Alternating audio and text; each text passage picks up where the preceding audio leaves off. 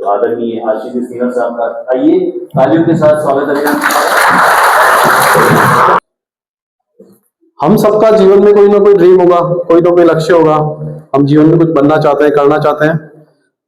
तो आप लोग मुझे शेयर करें कि आप क्या बनना चाहते हैं, आप अपने जीवन में क्या बनना चाहते हैं, क्या करना चाहते हैं, आप बताएंगे। मतलब हम सब कुछ चाहते हैं ना, हम चाहते, कोई चाहता है कि डॉक्टर बने, कोई चाहता है इंजीनियर बने, कोई चाहता है पुलिस में जाए, कोई चाहता है आर्मी में जाए, कोई कहता है कि मैं IAS ऑफिसर बनूंगा। हाँ, बहुत बढ़िया, वहीं से बोलो। बहुत बढ़िया, इसके लिए जोरदार तालियां। और कौन बताएगा, बताओ आप क्या बनना चाहते हो। टीचर। बहुत बढ़िया, बहुत बढ़िया।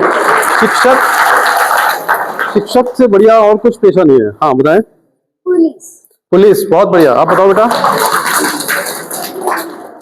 तो सब लोग कुछ ना कुछ बनना चाहते हैं ना, सब लोग कुछ ना कुछ बनना चाहते हैं। नहीं बनना चाहते हैं तो आज घर पे जाके सोचना कि आप क्या बनना चाहते हो, आप क्या करना चाहते हो जीवन में, है ना। अच्छा, ये सब करने के लिए, IAS ऑफिसर बनने के लिए, पुलिस बनने के लिए, शिक्षक बनने के लिए, डॉक्टर बनने के लिए क्या करना पड़ेगा हमको, और कितनी पढ़ाई करनी पड़ेगी, अच्छे से पढ़ाई करनी पड़ेगी, है ना, परिश्रम के साथ में, हार्ड वर्क। गीता में उसको बोलते हैं तप, तपाना पड़ेगा अपने आप को। और जब तुम तपाओगे अपने आप को और सही दिशा में, सही मार्गदर्शन के साथ में आगे बढ़ोगे तो तुम अपने जीवन में वो कर पाओगे।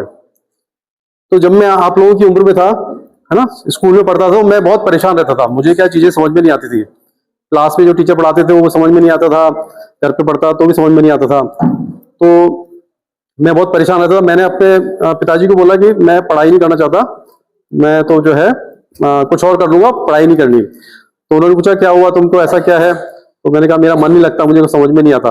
तो उन्होंने कहा ठीक है, वो मुझे किचन में ले गए। कहाँ ले गए, रसोई घर में, है ना। तो उन्होंने मुझे एक आलू दिखा, बोला कि ये आलू है, इसको खा सकते हो क्या। मैंने कहा नहीं, इसको मैं कैसे खा सकता हूँ, नहीं खा सकता। उन्होंने फिर क्या किया, उस आलू को धो करके और पानी के अंदर एक बर्तन लिया, उसमें पानी के अंदर रखा और उसको गैस पे, गैस जला दिया ना, उसको बॉईल, गर्म करना चालू किया। और थोड़ी देर बाद में जब वो गर्म हो गया, फिर उसको ठंडा करने के बाद में फिर वो आलू मुझे दिया और बोला कि अब तुम इसको खा सकते हो क्या। मैंने कहा इसमें आप छिलका उतार के, नमक मसाला डाल के आप इसको खा सकते हैं, है ना। तो बोले कि थोड़ी देर पहले तुम कह रहे थे कि इस आलू को नहीं खा सकते, अब तुम कह रहे हो कि इस आलू को हम खा सकते हैं, तो इतनी देर में ऐसा क्या हुआ। तो मैंने कहा इसको हमने इतना गर्म किया है ना, इसको गैस के अंदर गर्म किया, उससे ये ऐसा हो गया। तो उन्होंने मुझे समझाया कि देखो हमारे जीवन भी ऐसे ही है, तुम भी एक आलू की तरह हो, है ना। तुम भी अभी जो है ना, समाज के लिए उपयोगी नहीं हो, अपने लिए भी तुम ज्यादा उपयोगी नहीं हो।